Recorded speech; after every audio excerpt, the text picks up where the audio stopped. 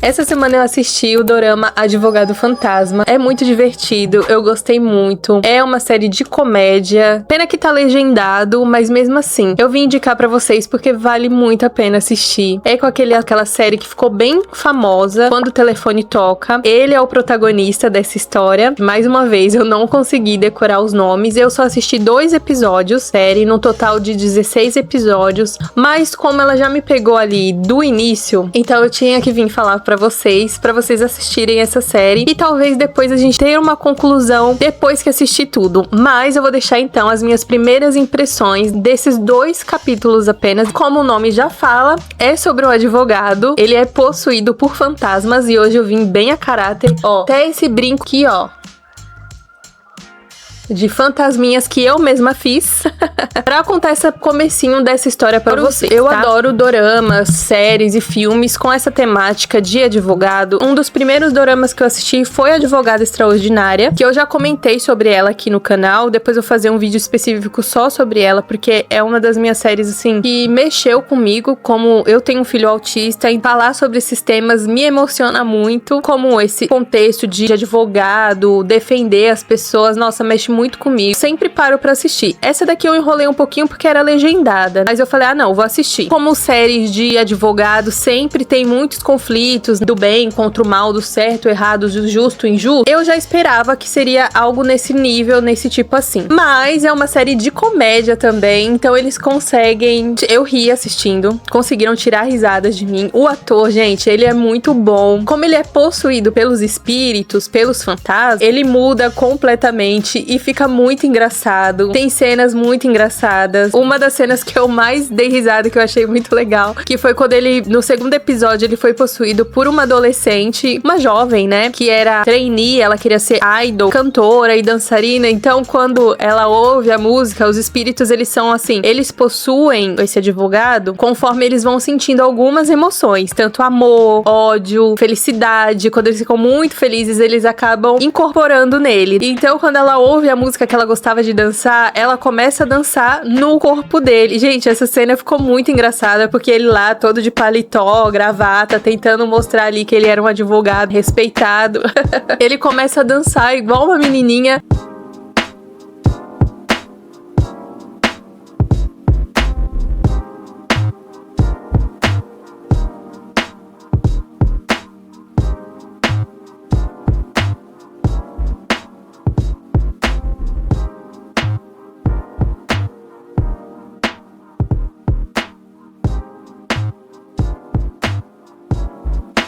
Ele perde um pouco de credibilidade nesses momentos, né? Tanto que chega uma cliente e fala, eu queria saber sobre um divórcio. Olha, mas deixa pra lá. E ela vai embora.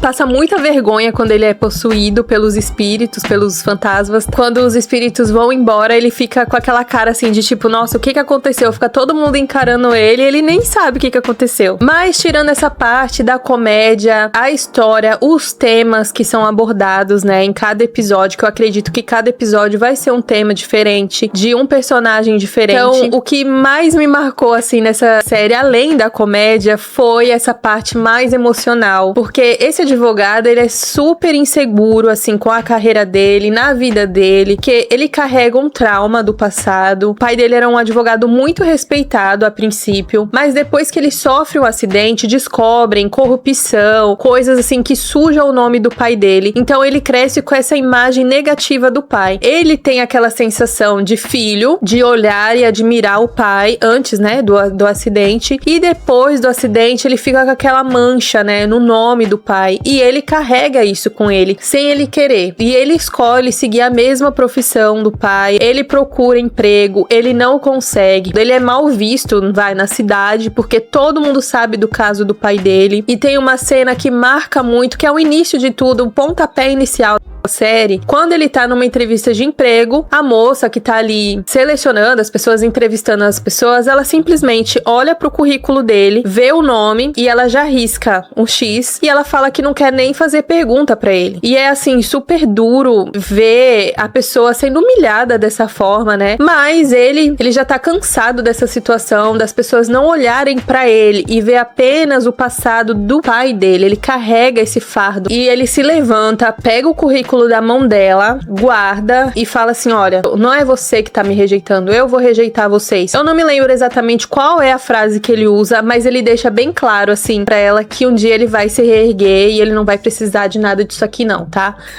Isso, de certa forma, dá um empurrão na vida dele. Que às vezes, na nossa vida, a gente precisa de algo que faça a gente acordar, sair da nossa zona de conforto. E talvez a forma como ela agiu com ele, deu esse estalo nele de falar assim, quer saber? Ninguém vai me contratar, então eu tenho que ser por mim mesmo. Ele decide abrir um escritório de advocacia. Como ele não conseguiu emprego, né? Ele não tem muitas condições. A família dele também não tem. A mãe dele tem um açougue, e a irmã tem um restaurante. Ele fica com vergonha de contar pra mãe dele, ele não quer preocupar a mãe dele, dizendo que ele não foi aceito mais uma vez em uma entrevista. Então, quando ele sai dali, ele sai decidido que ele vai abrir o próprio escritório dele. Até um corretor e fala assim, ó, eu quero qualquer coisa que seja, que dê pra me pagar, eu faço um sacrifício aqui. Ele faz até uns cambalachos lá com o nome da mãe dele. O corretor lembra que um lugar ficou vago, não era tão bom assim, mas que dava de frente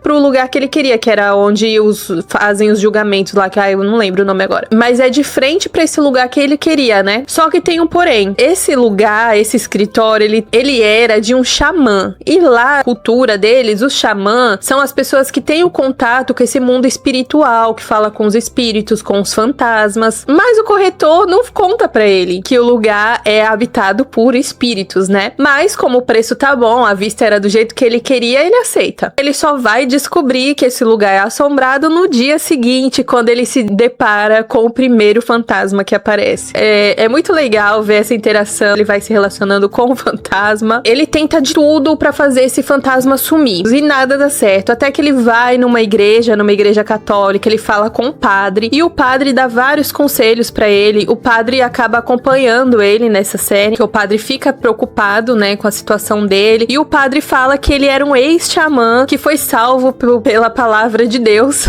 e abandonou essa vida e agora ele é padre. E os fantasmas, eles não lembram quem eles são. Eles só ficam vagando lá, eles aparecem e não sabe quem eles são. O padre fala pra ele que a missão dele é descobrir quem são esses fantasmas e por que eles voltaram. E geralmente, quando os fantasmas voltam, é porque ele tem alguma história que ficou inacabada e ele não consegue descansar em paz. Então, pra ele se livrar do fantasma, ele precisa ajudar esse fantasma a conseguir descansar em paz eternamente. Então ele começa a pesquisar e ele descobre que esse fantasma, na verdade, era um pai de família que tinha morrido durante uma cirurgia. E a mulher dele estava muito aflita porque o médico queria fazer um acordo com ela. Ele percebeu que estavam ali querendo manipular a situação e tirar a vantagem dessa senhora, né, que é a mulher dele. Então ele faz de tudo pra ajudar essa mulher. Ele se junta lá com o fantasma, consegue informações, porque o fantasma consegue entrar em qualquer lugar e ver coisas que a gente não tem acesso. Ele conseguia entrar até dentro da delegacia pra ver a investigação lá dos policiais. Então ele conseguia muitas informações que ninguém mais tinha. Ele descobre que o médico, ele cometeu um erro durante a cirurgia e foi por isso que esse homem morreu. Porque era uma cirurgia simples, não tinha o porquê ele morrer. E por causa disso, a filha dele entrou em depressão, ela não comia mais, ela começou a ter anorexia porque ela se sentia culpada pela morte do pai, que era uma cirurgia que ela tinha pedido pra ele fazer, porque ele roncava muito e ela não conseguia dormir. O pai, que era super apaixonado pela família, fazia de tudo por elas duas, que era só eles três, né? Ele decidiu fazer a cirurgia, então ele entrou na cirurgia todo feliz, né, que ia dar tudo certo, ele tava muito confiante de que iria dar tudo certo. Quando o médico sai da cirurgia e fala que ele morreu, é um baque muito grande pra aquela família. Então, a menina, ela se sentiu culpada, ela era uma criança se sentindo culpada pela morte do próprio pai. Esse advogado, né, no caso, o nosso protagonista, ele é muito empático. Ele não consegue ver uma pessoa sofrendo e não ajudar. Tem muitas pessoas que é assim, né, que ela não consegue ignorar o sofrimento da outra pessoa. E esse ponto aqui da série me pegou muito, assim, porque o advogado do médico tava fazendo de tudo pra enganar a mulher que tinha acabado de perder o marido. E pensar que essa profissão, ela pode contribuir muito pro bem, de ajudar as pessoas realmente e vencer, né, as injustiças. Mas pelo outro lado, também tem os maus profissionais, né? Que fazem de tudo pra ter vantagem. Tudo que envolve dinheiro, as pessoas elas se corrompem realmente. Então, o advogado, a princípio, que tava cuidando do caso dela, tava de acordo com o médico, porque o médico tinha dinheiro e ela era uma pessoa mais humilde, sem muitas informações. Ele tinha comprado o advogado dela pra ele nem ser julgado, né? Então, ele vendo essa situação, ele não conseguiu mais olhar, ele nem olhava mais pro fantasma como fantasma, ele conseguiu enxergar o fantasma como uma pessoa que foi injustiçada naquele momento. E ele queria muito ajudar aquela família, então ele fez de tudo pra ajudar a menina, principalmente. Só que, durante o julgamento, os advogados, né, bom, esse lado da advocacia, como eu falei, é um pouco sujo, né? Eles relembram o passado desse homem, que ele não era essa pessoa que todos achavam que ele era, que ele, na verdade, era um gangster, tinha sido preso, que ele tinha cometido alguns crimes. Revelou tudo isso no julgamento pra tentar justificar o porquê o médico teria cometido aquele erro, que o médico ficou com medo e acabou errando durante a cirurgia. Mas isso não justifica, né? O passado da pessoa, acho que o médico, ele não tem que olhar o passado da pessoa, ele tem que ver quem a pessoa tá ali, na saúde da pessoa ali na hora. Não é quem ela foi. E nem era, o médico nem sabia quem ele era. Só usou isso mesmo pra denegrir a imagem da pessoa que morreu. E a filha dele, quando viu isso, ela já tava debilitada, ela passou mal, ficou muito mal. Então isso só reacendeu pra ele, o nosso protagonista, a vontade de ajudar essa família cada vez mais. Sempre quando algo muito ruim ia acontecendo, parece que aquilo motivava ele cada vez mais. Então eu vi que ao longo desses primeiros episódios, eu vi que ele passou de uma pessoa que era super insegura com o passado dele, ele também tinha um passado, né? Quando ele via essas injustiças acontecendo, isso dava mais combustível, assim, dava mais força pra ele lutar pelo que ele acreditava. Ele foi evoluindo muito. Só nesses 2 episódios já deu pra ver uma grande diferença, assim, de quando ele começou e ao longo do ele foi ficando mais corajoso, assim. Se fosse um outro tipo de advogado, ele poderia ter desistido nesse momento, mas ele entendia a dor que aquela família, que aquela filha estava sentindo de ver o nome do pai sendo jogado no lixo, assim, sendo sujo daquele jeito. Então isso motivou ele ainda mais pra continuar nesse caso, não só pelo cara que morreu. O fantasma até fala assim, mas eu já morri, eu não importo, quem importa é minha filha, é ela que tá sofrendo. Às vezes quando as pessoas morrem, quem morreu realmente descansou, ela não tá mais aqui, não está mais sofrendo, mas quem ficou sofre. E era isso. Ele entendia a dor daquela menina. Ele tinha passado por uma injustiça, né? De falarem do pai dele e ele não podia fazer nada naquele momento quando ele era criança. Talvez por isso que ele se tornou advogado, pra tentar corrigir essas injustiças que aconteciam ao redor dele. E no segundo caso, também aconteceu isso da fantasma. Era uma menina dessa vez, como eu disse lá no começo, que era uma idol. Era uma menina pobre, que tinha esse sonho de ser uma estrela, né? Ele consegue descobrir que ela tinha cometido suicídio. Ela tinha se jogado de um prédio. Mas, quando ela se lembra da vida passada dela, que ela não se matou. Alguém tinha empurrado ela de lá. Só que ela não via quem tinha sido essa pessoa que tinha empurrado ela. Ela só lembrava de um toque de celular que a pessoa tinha recebido uma ligação ali na hora. E ele faz todo um trabalho investigativo, assim, de tentar descobrir o porquê que essa pessoa, qual seria o motivo dessa pessoa ter matado essa menina, ter empurrado essa menina. E aos poucos ele vai descobrindo que muitas pessoas não gostavam dela, que ela não era uma pessoa muito agradável. Uma amiga dela, né, conta essas coisas pra ele, que ela tinha muitos inimigos, que poderia ser qualquer pessoa. Nesse episódio, eu acho que foi o que mais me marcou, assim, porque tem uma cena muito engraçada que quando ele incorpora ela, porque ela queria comer muito uma coisa lá, que os fantasmas, eles têm desejos, né? Senta na mesa com a família dele. Essa cena é muito engraçada também, porque ela interage com a sobrinha dele, faz todos os jeitos, né, assim, de menina, ele briga com a sobrinha dele, e é muito engraçado, gente. Nossa, eu dei risada nessa parte.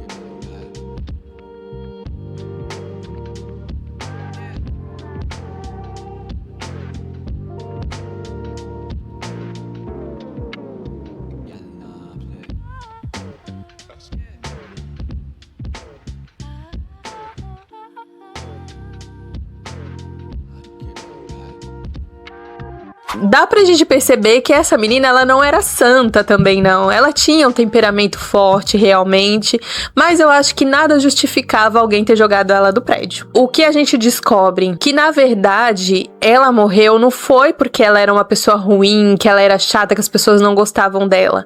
Na verdade, ela foi jogada do prédio porque ela era muito boa no que ela fazia. Ela estava prestes a ganhar o campeonato lá, o concurso que ela estava participando. E isso despertou inveja das pessoas. Ela era uma pessoa pobre, tinha sido abandonada pela mãe, ela foi criada pela avó, tinha 2 empregos, ela estudava, ela se virava, ela fazia de tudo, ela corria atrás do sonho dela, ela acreditava que aquele era o único jeito dela mudar de vida e dar uma condição de vida melhor pra avó dela, que sempre cuidou dela. E mesmo cansada, continuava, ela treinava até ela conseguir coisas. Ela era elogiada dentro da empresa, ela era uma das que se destacava mais naquele meio. E isso começou a despertar a inveja das pessoas. E a inveja não era porque ela era rica, que ela tinha várias amigas ricas, né? Era inveja pela pessoa que ela era, pela determinação que ela tinha. E, por incrível que pareça, a pessoa que mais tinha inveja dela era a própria amiga, que ela confiava, que ela contava os segredos. Era a pessoa que não levantava suspeita pra ela. E isso me fez pensar em quantas vezes a gente confia tanto em alguém, conta segredos,